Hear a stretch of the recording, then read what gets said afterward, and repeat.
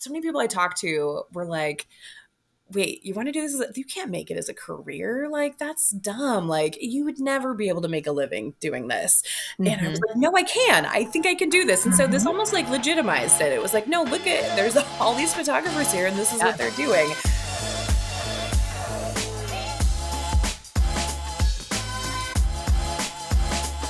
Hello, ladies. How are you? Good. Good. It's been a minute. Yeah, it's been a minute since we've seen each other because on our recording schedule, we got ahead and then we took a little break. We've actually not recorded in 3 weeks, and I didn't realize that till I sat down in this chair. So long. Yeah. I'm excited. So much going on. Yeah, 100%. I've been to the beach since I've seen you guys. Amanda's had an eye injury since we've seen you. And my goodness. Whitney's had birthday parties at her house. Oh my goodness. Yes. So much going on. Lived lifetimes since we recorded last. So I'm so excited to see you guys today. And today's a fun one. We have done get to know you episodes for 2/3 of the edit so far. And we are going to round it out with Miss Amanda today. Yay. I wish I had sound effects and I realized I don't. So cue the crowd applause there. There we go. Yeah. Golf clap. Yeah. So Amanda, I'm so excited. You know, of course, I've gotten to know you just from doing this and Marco Polo and all the chit chat, but I'm excited for our listeners to get to know you a little bit more, just because I think you bring a wealth of knowledge and you've had, you know, such a different experience and path to photography than what I did. So let's jump in. Tell me a little bit about yourself and your business, and I'll chime in with some questions along the way. Yeah, okay, sounds good. So I'll talk about my path to photography. So I feel like kind of like everybody else, both of you said you started out with cameras when you were younger, at least at some, you know, capacity. And the same thing with me. I remember getting this, it was like a neon coral Kodak camera. When I was like 5 years old. I want one now. Oh my gosh, seriously, they were so cute. Yeah. There's all these pictures of me and my sister holding ours. She had a neon pink one, and I got it when I was 5. And my parents, my dad had a darkroom for his business. He was an ophthalmologist, but he had to do photos of eyes. And so we had a darkroom. So he and my mom used to create rolls of film for us, like just little 12 like number ones, would give them to us, we would shoot, and then they would go develop them for us. So I kind of caught the bug early. I always liked staging my siblings. I'm the oldest of 5. And that's what I would do. I would kind of stage everybody and make them pose for me. I love that. Yeah. It was super fun. And then, you know, it's like, I just always loved documenting things. I was always the one who had my little pink camera with me. And then as I got older, I loved to just explore art in general. And I took drawing classes and painting and charcoal, but I never felt like they were mine. Everything that I did was either something I copied that somebody else did, or I found, you know, a picture of something and I would do that. And it wasn't until my senior year of high school, when photography was an option to take as an elective, that I started learning more about it and realized that it felt like I owned it. It was something that I could do, that I could come up with original ideas for. And it bit me. I was like, I got to do this. I think I want to do this as my job. And it was interesting because, at least for my school, our senior year, so much of an emphasis was on what are you going to do? Where are you going to go? What is life going to be like after this year? So we had, one of our projects was you had to pick a career path and do like basically a lot of research on what's it going to take you to get there and what school would you go to. And I actually chose architecture because that was another interest of mine that I had. And as I was looking through it and researching what it would take, I realized I don't want to have to go to this much school. I was a valedictorian. I was the person who was such a perfectionist, and I was burned out by the end of my senior year of high school. And I was like, you know what? As I was like looking into all this research, I was like, I just want to have a job that I love, that's fun. And like architecture, that'd be cool, but I don't want to have to go to all this school. I just want to start working. I don't want to be in school anymore. I'm so tired of being in school. So I started looking at photography options and looked at a bunch of different colleges and actually ended up just going to a community college. Decided I didn't want to do a big thing. And I, as a back, because I'm a planner, I'm a backup person. So I was like, well, just in case things don't work out, I'll get an associate of arts and sciences. I really like math, so I could kind of, I'll have that. I'll take a couple of those classes. I'll take a couple of anthropology classes. I'll just take a few different things. That way, if photography doesn't work out, I've got some stuff to fall back on. Mm-hmm. But as I discovered while I was at college, all I could do was just consume photography. I took all of the photography courses that they offered. I took all of their darkroom classes. I took all of their color darkroom classes, and I just fell in love. And I was like, okay, this is it. This is my job. I don't care about this other stuff. Like, get me done with all of these other classes. I know what I want to do now. So right before I graduated, I just started looking at different studios. This was in 2000 and I got to do the math here, 2003. And I didn't know a lot of people that ventured out on your own. You kind of didn't then. Like, digital was just starting to come out. All of my education was in darkroom. I knew nothing about digital. I remember going to a photography conference that our photo teachers told us about. And at this conference, they debuted a digital camera. Oh. And showed what was possible. And they had this printed image that they had done that was, taken with a digital camera. And it was this whole thing about how is this going to upset our industry? How is this going? So never dawned on me to do this on my own. So I was like, okay, let me look for a studio. So I found a local studio that I had actually had my senior photos done. And as soon as I graduated with my Associate of Arts and Sciences, I just applied there and I got a job. And they weren't hiring for photographers yet. They had a cycle that they went through, but they hired me on to just do all of the regular office stuff that needs to get done. And the way they sold it to me was they were like, well, if you're going to be a photographer anyway for the company, you're going to need to know all this other stuff just as like a base. So why don't you start working? We'll pay you for learning all of this, and you get to see what it is like to be a photographer here and see if that's really what you want to do. So that's what I did. Like, literally, I graduated in June, and I think I started my job in July. I just jumped right in. I thought it was the coolest thing. Every studio, they had, I think, 12 studio locations in my area. So I worked at a couple of them, and I just found it fascinating. You'd go into the studio space, they'd have all these backdrops, you'd have all of these props. It looked so legit. It did. It was just oh my gosh, I can't believe this is what people do as a job. I was just so excited to I love it. I think that so many people I talk to were like, wait, you want to do this? You can't make it as a career. That's dumb. You would never be able to make a living doing this. And I was like, no, I can. I think I can do this. And so this almost legitimized it. It was no, look there's all these photographers here and this is what they're doing. So when the time came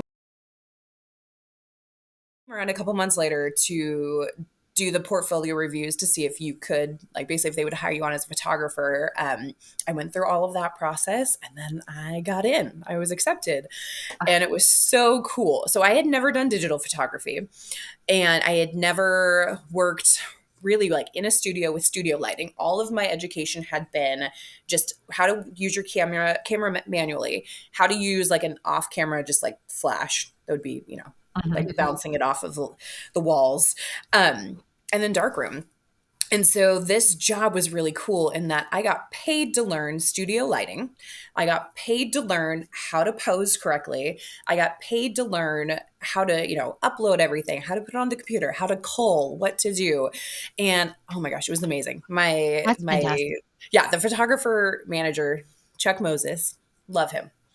He was Just the most amazing person to work with. So committed to helping photographers, Mhm. so committed to giving like the most constructive feedback. And oh my goodness, he was just amazing. But yeah, so then I was there. I worked my way up to, I was the lead photographer at one of their studios. I had been there for 3 years.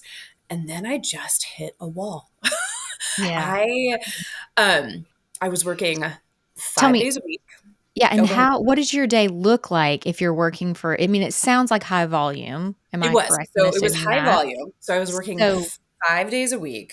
I okay. would have anywhere from 10 to I wanna say it was like 17 or 18 would be your max that you could hit. So Wow. I was photographing nonstop, and Yeah. I'm not a great fast photographer. I never have been. I like Mhm. making that connection with people, Mhm. and so I That was was the always word running that late. came into my head, yeah. Yes, so much connection. I loved it. I love the families. If somebody was having a hard time, I couldn't force the session to go quicker. I would take the extra time, which customers loved, but then other customers didn't like because I was always running late. Like they would have Mm. 15-minute Okay. spots, multiple Yep. 15-minute spots I would have to do. And I had such a hard time unless I had like one kid that ended up being easy. That was the only time I could get out of there in 15 minutes. So I was burned out. We had to work a lot of holidays. We had to work weekends. It was mandatory. I'm in my 20s. I don't want to work weekends. I want to go out Yeah. and be with friends. And I just hit a wall and I was done. And much like with Whitney's interview, you talked about how you knew you were done, but you kept going, and that's where I was. Mhm. I just kept going because I thought, well, artists go through slumps. You feel like you're not being creative, and I kind of just Yep. kept telling myself that. But then I ended up one day in one of the dressing rooms, and I was just bawling. I couldn't stop crying. Ah, I was just overwhelmed, overworked, and I was done. Yeah. And I decided that was it. I couldn't do it. I couldn't push myself anymore. I just needed to be away from a camera. I needed to be away from what felt very high stress. And so I Well, quit. yeah, because you say, like, photography, like, it grabbed you. Mhm. Like, that was the mhm. phrase that you used a moment ago. It stood out to me because I feel like that's what happened to so many of us where you pick up a camera and you just felt it, you know? Yeah. And how do you continue to feel that when you're just a machine working Yep. for someone Yes. else? And Yep. so I'm sure that you were putting out beautiful images, and I'm sure that the clients loved you, but it's just not the reason, it's not what drew you to photography at all. So, Exactly. Yep. totally see Yep. And it the was always hard to see their watermark on my image, oh, like, Yes. so, yes. Yes. and Oh, it's like, you know it going into it. It's very much written in your contracts of what you're doing. Um, but it just sucks when you're like, that's my work, but yeah, the company's Mhm. watermark is on that. yeah. That's hard. That's a hard thing to deal with. So, but So yeah, you so I quit. decided you wanted your own watermark on your photos, so Right? you Well, and decided to not even go from originally. I mean, like, high that was the thing is volume. when I quit, I just felt like, I don't know if I'm gonna come back. That's really what I Oh, felt. so you I really Mhm. thought maybe you were done with photography at that point? Yeah. Yeah, I quit. It I really just is so similar to what I I went quit. through. Yeah. Just I was done. I was only gosh, how old was I? I was like 25, 26, and Yeah. I was like, "I'm just so done. I'm so burnt out." So Mhm. I left. I found a job doing the, like, most opposite thing I could think of. I just wanted to go to work and, like, not think about things. So I worked for a company where I literally just did kind of reception type work. It Mhm. was a weird technical school. I don't know. I got some weird stories about that place, but either way, I kind of worked admin stuff, and then about 6 months into the job, one of the women that did the marketing was like, "Hey, I really need help. Like, I know you've Mhm. done photography. I know that you're a creative person. Could you come help me do some of this marketing stuff? And could you do some proofreading? Could you do, even image placement?" And so, kind of through her, I got paid to learn marketing, which I was Oh, like, okay, girl, this is you kept putting cool. So yourself in the right awesome. places, didn't you? I Yes. did. It was like, honestly, it was one of the worst jobs ever. Like, the company was super shady. I didn't know it at the time, but like, looking back, I'm like, oh my gosh, wow. Mhm. But that means I stayed on for another 6 months. So I stayed for a year. Yep. in this job. And the last 6 months, all I did was really help this woman with marketing. And we would go to these conferences and we would have to talk to people about coming to the school. And so I felt like I got education on how to sell myself as well, because I was trying to sell people coming to this company. And I got to learn more like Photoshop techniques and kind of the post-production side of things. But then after I'd been there a year, I was like, I'm done. I asked for a raise and I didn't get it. And I was like, okay, I'm out. And I did a whole reset. At this point, I had decided, okay, I think I want to go back into photography again. This is pretty cool. I've learned some marketing stuff. And I think I can do this on my own. Like, I've got a digital camera. I think I can do this. But I left. My husband and I, well, fiance at the time, we left for 5 weeks to go to Europe. I brought my camera and it was just this amazing reset. I just got to be in all new places. I got to explore new things. I had my camera with me. I kind of just, it was like a renewed passion I had. I got to photograph for myself, for nobody else, taking pictures of whatever I wanted to. And that just sparked it. As soon as I came back, it was October of 2008. I talked to my friend who was in a networking group and she hooked me up with an accountant who helped me set up an LLC. He got all my business paperwork filed for me and I just went with it. I love it. So great. Yeah. I love it. And I love that you were valedictorian. So I'm sure you had some expectation, or I'm assuming you had some sort of expectations for you to take a certain career path that fulfilled maybe other people's expectations of you. And instead you were like, hey, I'm going to do it my way. And then you basically got paid for your education. Yeah. Well, So and like smart. the funny thing is during this time, 'cause everybody kept telling me, oh, you need a bachelor's, you need a bachelor's. So I actually went to an informational meeting at UW, University of Washington, for their digital photography like just their degree. And because digital was so new and because they weren't sure, I straight up asked them. I was like, well, if I enroll in this program and I take these classes, are they going to count towards my degree?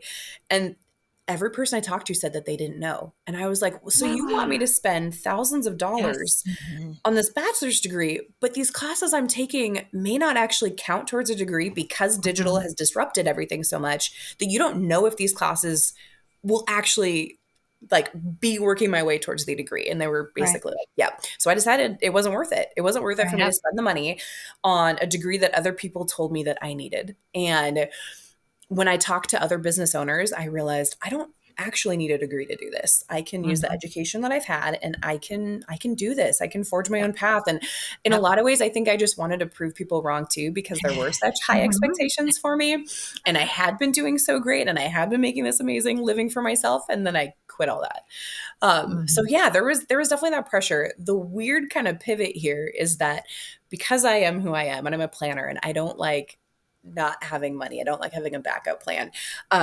That studio that I worked for, they actually reached out to me when I got back from Europe and they had started an on location portion of their business.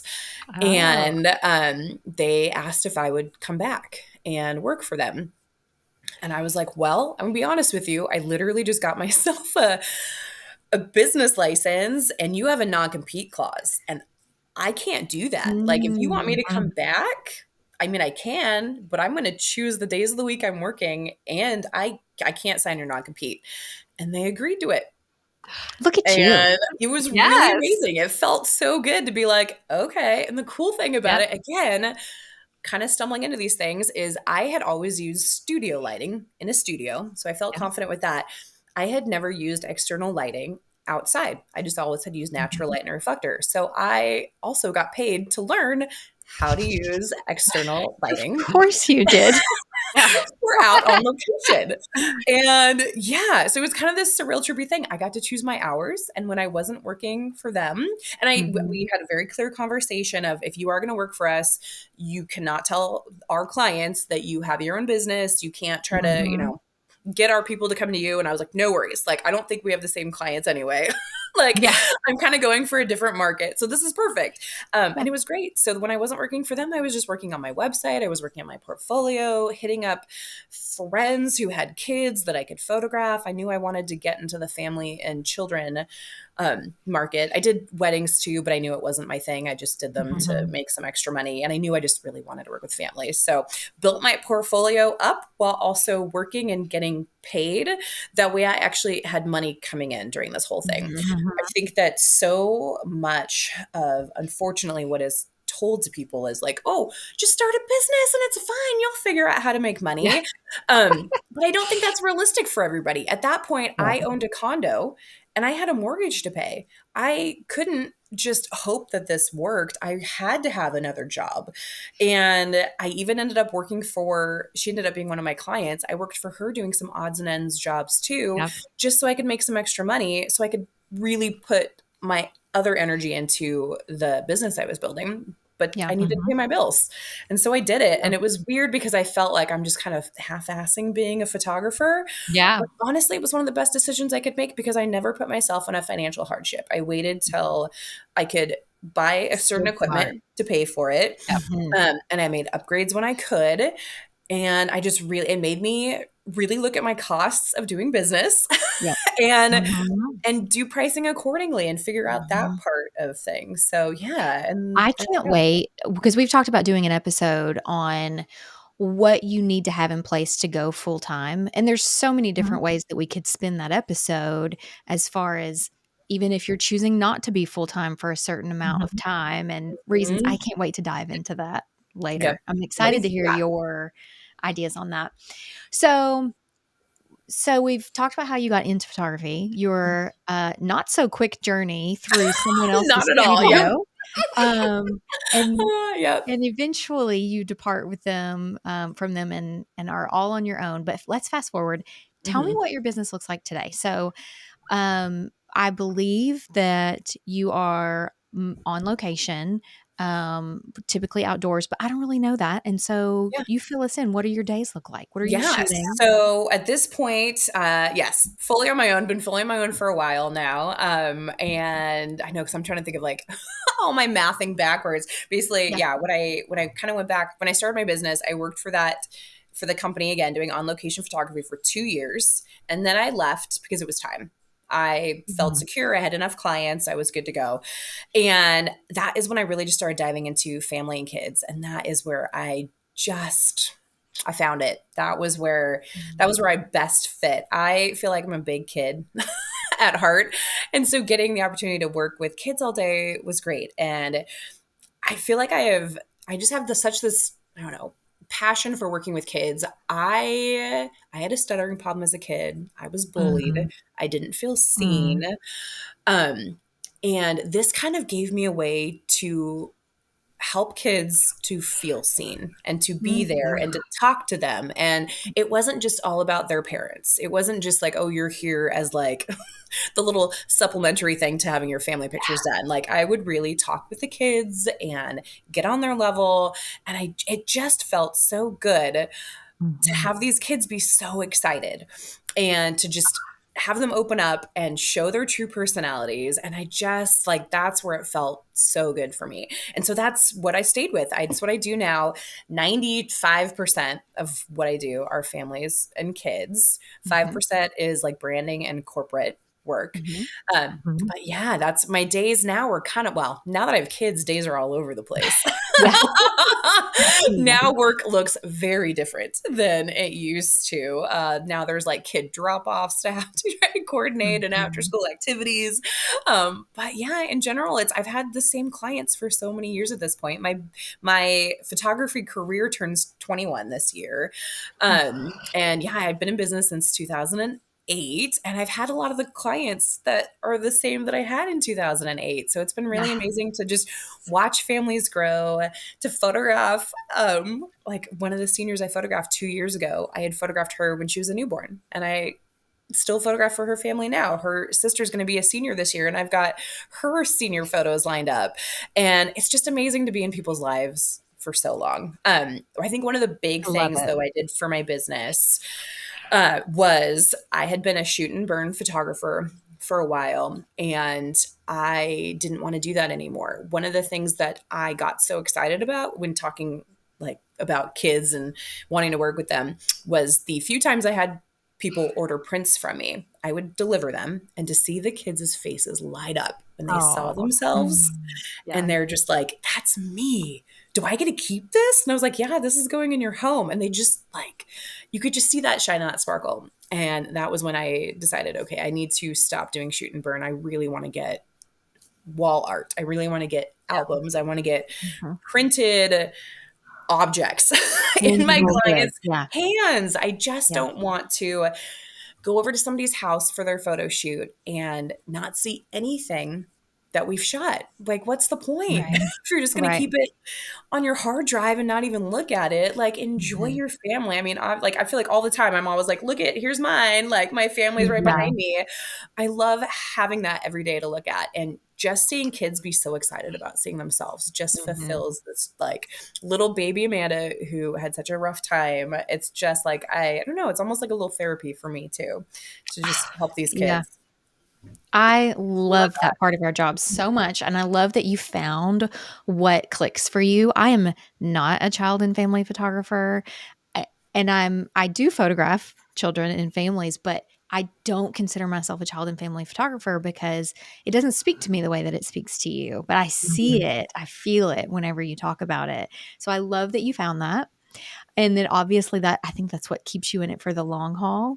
And Yep. that's it gives you it's not just that you're going out and picking up your camera and doing a job. You're going out and you're making an impact. Mhm.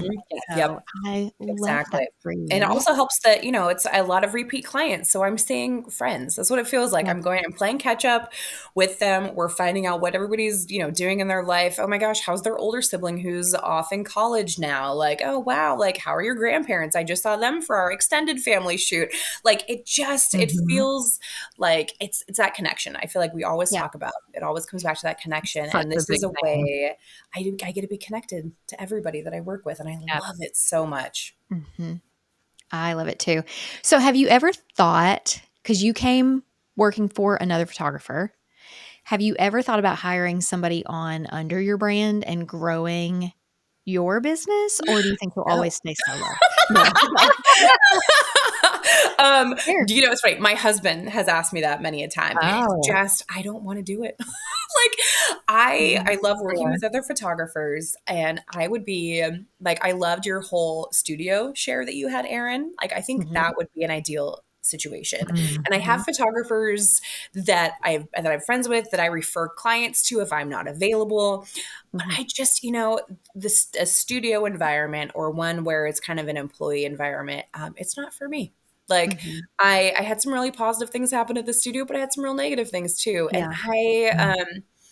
I just feel like I have a lot more freedom if it's just me. And right Yeah. now, with where my family is at, I need that freedom. I need Yeah. to not have. I'm already taking on a lot, and I can't Mhm. imagine taking on anymore. Yeah. Mhm. Is really where it's at. And maybe things will change. But honestly, I've always felt this like, that gut feeling. And it's always been, nope, you can work with other photographers, but you don't really want to expand your business. Where you're Yeah. at, good. Fair enough. So, yeah. So, speaking of your family, because when we Marco Polo or we'll chit chat just, on Zoom and whatnot and plan things, we have met your husband. He works from home, so he gets to be Yep. around. But you've never met Yeah. my husband because he's never home. He's always at work. But, so and then we'll get to see your kids. You've had episodes before where you had a sick kid at home and she was, like, bouncing Mhm. off to the Yep. side a little bit. Yep. So, are you guys together all the time? Do you go on photo shoots just to get a break, I know, Amanda, is what seriously, I'm it is asking? what it feels like.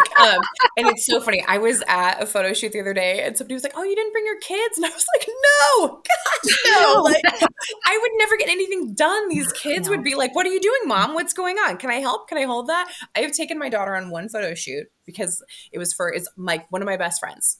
She really needed Mhm. photos. It was like, crunch time. It was late October, and it was like, okay, we need to get your Christmas card out. Everybody's been sick. Our schedules haven't lined up.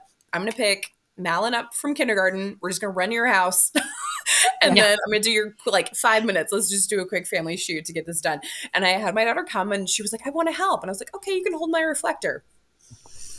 Oh my gosh, I am somebody who has so much patience until I'm like, hey kiddo, why don't you go inside? I bet you've got stuff inside you could go do. And I Good just was voice. like, I can't, I know. It was just like, I Yeah. can't do this. You're not holding the reflector right. Like, it was so bad. Oh my Um, gosh. I know she was trying to be helpful and it was really sweet, but I was like, you know what? No, like this is why I Yeah. like going on the photo shoots. It's my Yes. time. I get distracted by my own kids. And that was the thing with Yeah. Malin too. She kept being like, am I holding it right? Am I doing this? And I was like, well, yeah, okay, but I'm trying to like talk to my people here. You know, Yeah. no fault of her own. She was 5 at the time, but that was one of those where it really just cemented. Like even with really good friends, if she's gonna come with me, she just needs to like go have some toys and go hang out somewhere Yeah. close by. But Yeah. Yeah. but yeah, we're I together a lot. Like with my husband being at yeah. home, we share an office now. I've got my stuff on one side, he has his on the other. The plus side of that is we do a lot of pickups together and a lot of drop offs together, and the kids get a lot more mom and dad time, which when my husband was working in an office, we didn't get. And when Mhm. COVID forced him to work from home, that was like the nice side effect is he was like, I don't want to go back into work. Like if I can work from here, I just want to because this is time I missed out. I'm not going to get this Yeah. time back. And I need to have this. And so it's been really great. We've kind of worked our schedule to ebb and flow with each other and to have both of us be at, gymnastics classes and swim lessons and yeah, just getting that time together, which is another part of why my business has shifted is because my focus has changed. And I think that happens so much when you become a parent is that your priorities really change and you have to have a hard Mhm. talk with yourself about what does this mean for my business. So my business has Yeah. gone through a lot of changes and some things have been like exciting changes, other things have been really hard to part with, but a lot of it's just this is where I'm in this season Mm-hmm. and the kids are not going to always want me at every sporting event and there'll be times where I'll get more freedom back, but this is not it right now. This is my time to Yeah. really be with them as much as possible and kind of make work fit into their lives. Yeah. That's one of my favorite parts about this whole gig, Mm-hmm. Yes. for sure. Okay, so now let's chat about the future a little bit. So tell me about a goal that you have for the rest of this year. Let's do 2024.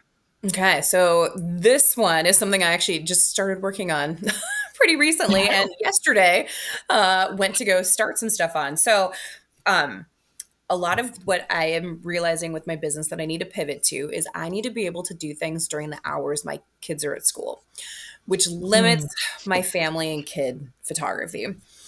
I still love it. It still needs to be a part of my job because that is what really truly feeds It's my what feeds soul. your soul. Yes, I Yeah. knew you were going to Yeah, say that. it does. Yeah. Like that is Yeah. where my heart belongs. Yeah. But at the same time, I got a lot of time during the weekdays that need to get filled with stuff I can do. Yeah. And usually families can't do that because their kids are in school also. Mhm. So one of my goals this year is to start doing more branding for Mhm. women who have small Yeah. businesses. So that was one thing I started working on with Jillian, who came on here, who does all of the Yeah, Instagram with marketing and it helped marketing. us tweak some of our marketing things. She and I are planning an event that we're really excited about doing. And we're going to Fun. hopefully Awesome. collaborate a little bit more.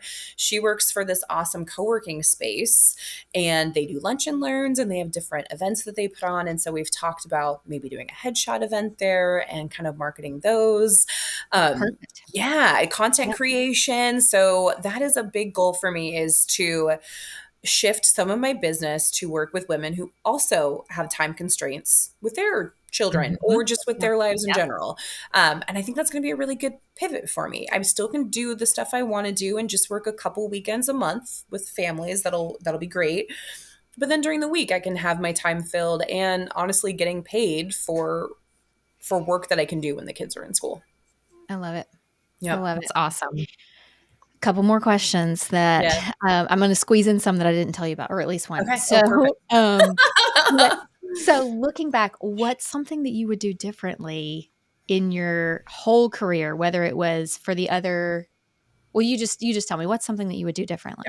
um, charge more to begin with. That's Ah, probably Mm. my biggest thing. Yeah. Um, I did not do a great job of actually calculating out my costs and then Mm.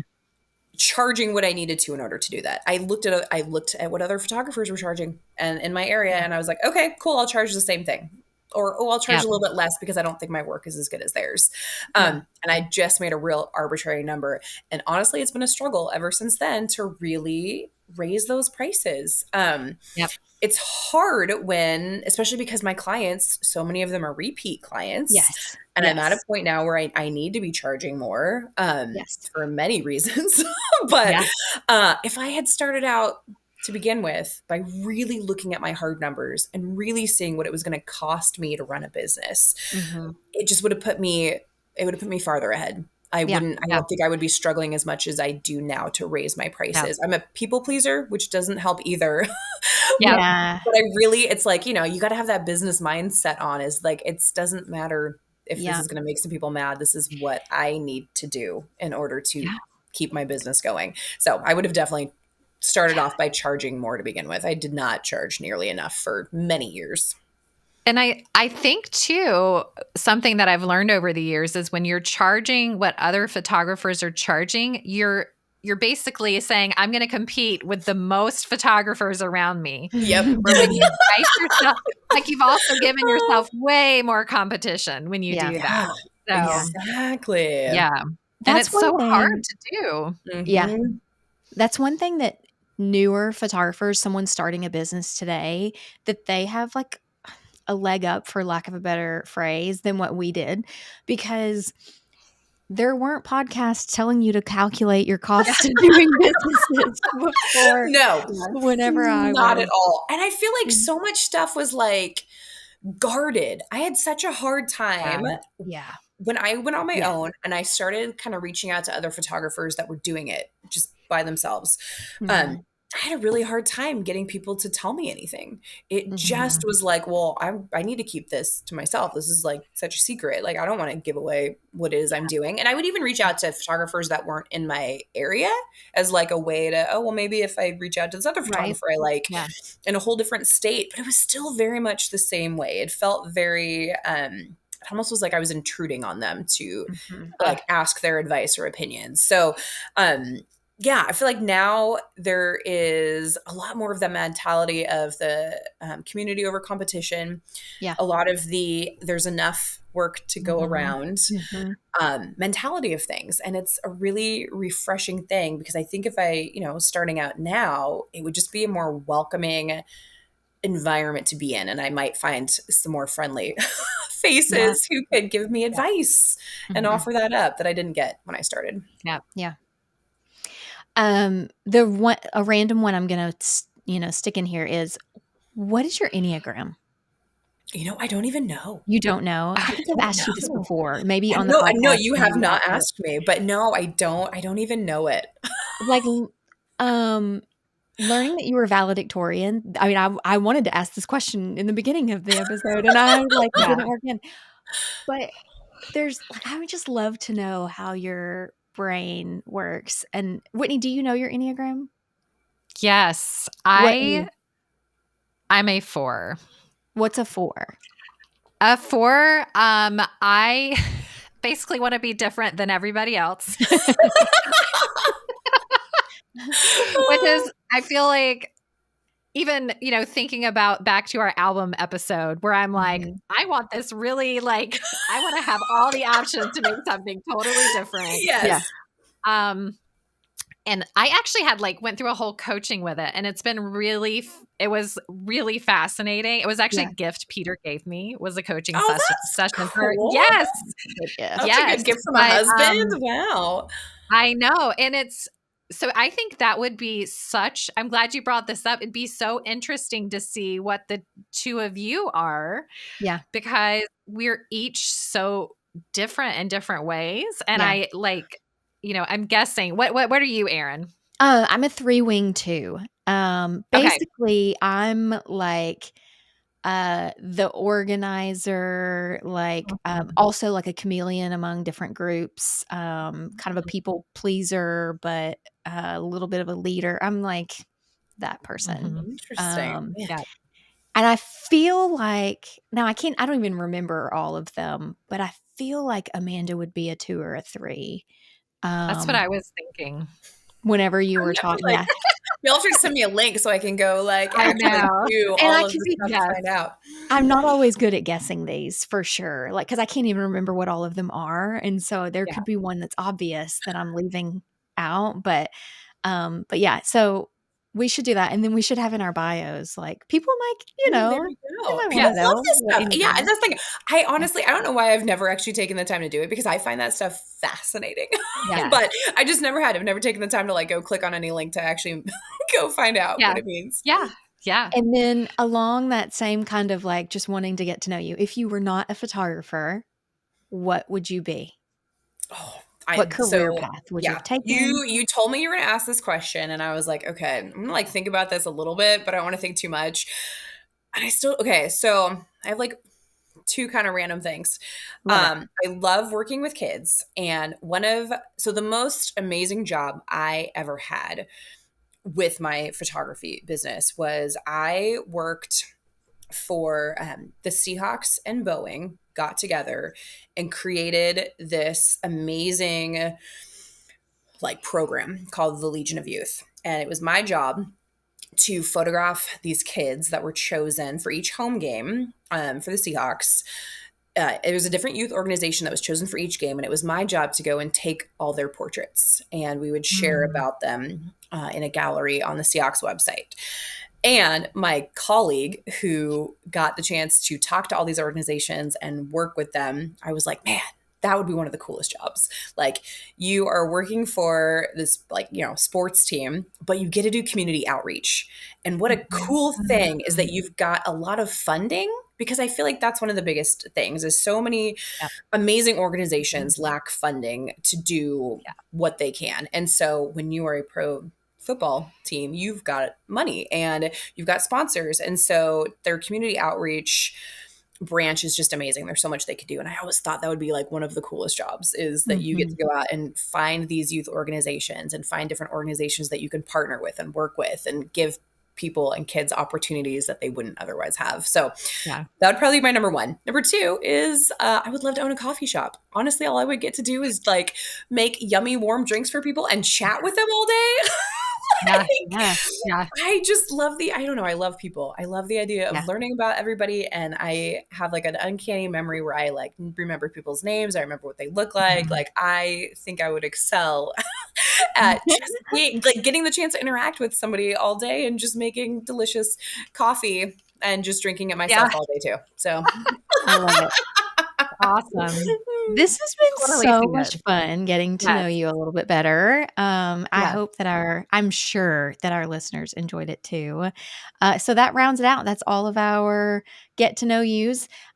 We would love to chat more with you guys and get to know you, our listeners, more. I was going to say in person, but as in person as we can.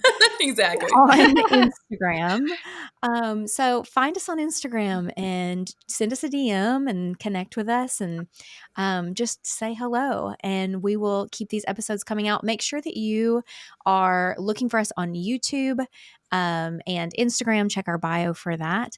And we will see you next time.